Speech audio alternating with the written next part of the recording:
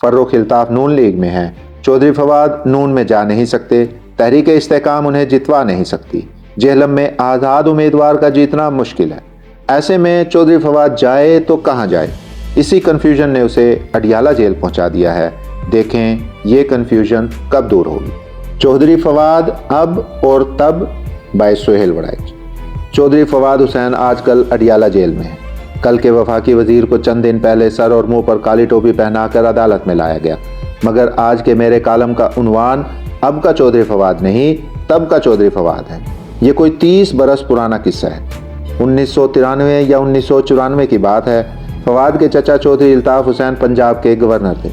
मैं कलम मजदूर की हैसियत से दबंग गवर्नर के सियासी ख्यालात सुनने या उनसे इंटरव्यू के लिए गवर्नर हाउस जाया करता था।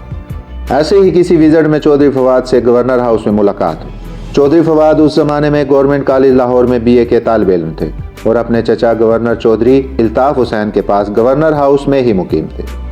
चौधरी फवाद से जो तारुफ 30 साल पहले हुआ था, वो मुश्तरकात की वजह से दोस्ती में बदलता गया। किताबों का मुतालिया, तारीख, सियासत और सहाफ़त में दिलचस्पी वो मरकज़ी मौज़ूआत थे जो हमारे दरमियान ज़ेर बहस रहते थे। वक्त गुजरा तो एक रोज़ चौधरी इल्ताफ का बतौर गवर्नर ही इंतकाल हो गया। मुझे गवर्नर हाउस में चौधरी इल्ताफ की लाश के साथ रोते हुए चौधरी फवाद की रवानगी का मंजर आज भी याद है कि चौधरी फवाद ने लाहौर से ही कानून की डिग्री ली और यहीं वकालत का दफ्तर भी बनाया। उस दौरान ये रोज़ाना का मामूल था कि हर रोज़ घर के फ़ोन पर सुबह ही सुबह चौधरी फवाद की कॉल आती। सियासत, सहाफ़त और ताज़ा तरीन हालात पर तफसीली गुफ्तगू होती। साल हा साल तक चौधरी फवाद का ये मामूल रहा कि वो जो भी किताब पढ़ता उसके बारे में मुझे ज़रूर बताता। मैंने भी तारीख, सियासत और मुआशरे के हवाले से फवाद को कई कुतब से मुतारिफ करवाया।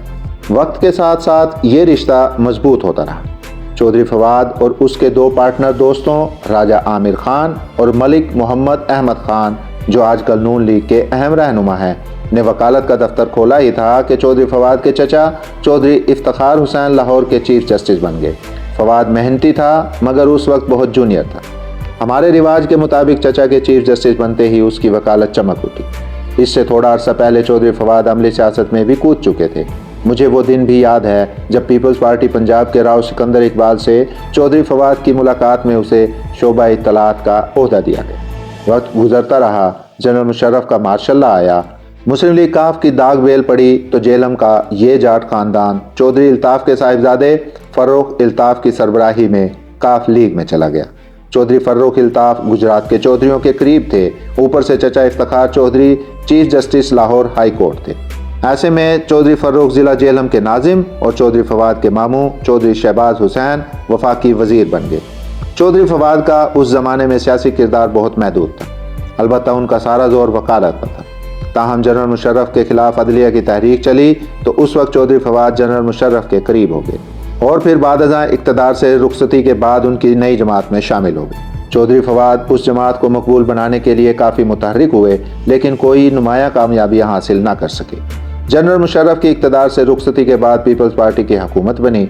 जरदारी साहिब सदर और यूसुफ रज़ा गिलानी वज़ीर आज़म बन गए। चौधरी फवाद गिलानी ख़ानदान के पुराने शनासा थे।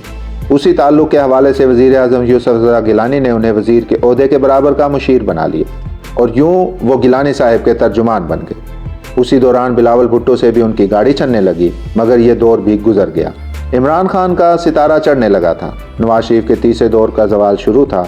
पानामा ट्रायल शुरू होने से पहले ही चौधरी फवाद तहरीक इंसाफ में शामिल हो चुके थे। चौधरी फवाद सियासत, वकालत और सहाफ़त तीनों के शनावर थे, इसलिए पानामा केस में तहरीक इंसाफ की तर्जुमानी करते करते न सिर्फ मकबूल हुए बल्कि तहरीक इंसाफ के सतून बन गए।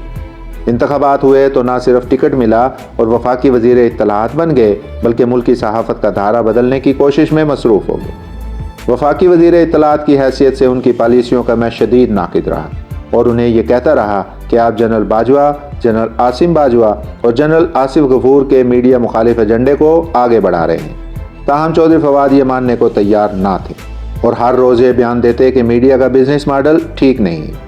जनरल बाजवा कहते थे कि एंकर्स की तनख्वाहें हमसे भी ज़्यादा हैं। सोच ये थी कि मीडिया के माली आमदनी रोक कर इसको अपने तरीके से चलाया जाए। इसी दौरान कई उतार चढ़ाव आते रहे। चौधरी फवाद जनरल बाजवा और मुक्तदरा के हमेशा करीब रहे। اس بنا پر وزیر اعظم عمران خان نہ صرف انہیں ٹوکتے تھے بلکہ انہیں فوج کا آدمی کہہ کر مذاق بھی اڑایا کرتے تھے۔ جنرل باجوہ نے نہ صرف چودھری فواد کو وفاقی وزیر داخلہ بنانے کی سفارش کی بلکہ جب عثمان بزدار کو ہٹانے کی باتیں ہو رہی تھیں تو اس وقت کی مقتدرہ نے عبدالعلیم خان کے علاوہ جن ناموں کو فیورٹ قرار دیا تھا ان میں فواد چودھری کا نام بھی شامل تھا۔ تحریک انصاف کے اقتدار سے نکلنے کے بعد اپنے لیڈر عمران خان کی طرح فواد چودھری بھی توازن کھو بیٹھے تھے۔ انہیں پاکستانی مقتدرہ کی طاقت بھول چکی تھی اور ان کا خیال تھا کہ عوام کا سمندر مقتدرہ سمیت سب کو بہا کر لے جائے گا۔ اس جذباتی سوچ کے باوجود چودھری فواد فوج سے لڑنے کے حق میں نہیں تھا، اسی لیے 9 مئی کی منصوبہ بندی کرنے والی ٹیم میں اسے شامل ہی نہیں کیا گیا تھا۔ مانگنے کے باوجود اسے صوبائی اسمبلی کا ٹکٹ بھی نہیں دیا گیا۔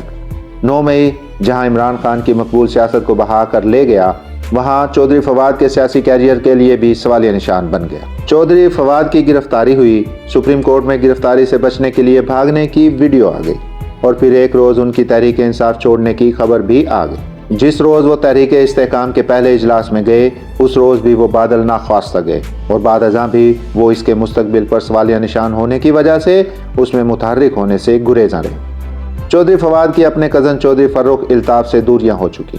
فرخ الطاف نون لیگ میں ہیں، چودھری فواد نون میں جا نہیں سکتے، تحریک استحکام انہیں جتوا نہیں سکتی، جہلم میں آزاد امیدوار کا جیتنا مشکل ہے۔ ایسے میں چودھری فواد جائے تو کہاں جائے؟ اسی کنفیوژن نے اسے اڈیالہ جیل پہنچا دیا ہے۔ دیکھیں یہ کنفیوژن کب دور ہوگی۔